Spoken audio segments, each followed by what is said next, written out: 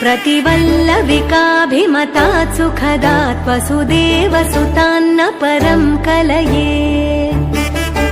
अभिरामगुणाकरदाशरथे जगदेकधनुर्धर धीरमते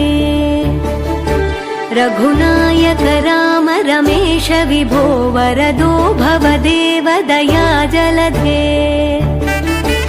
अवनीतनया कमनीयकरं रजनीकरचारुमुखाम्बुरुहम्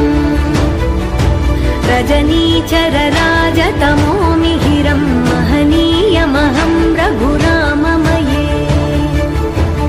सुमुखं सुहृदं सुलभं सुखदं स्वनुजं च सुखाय ममोघशरम्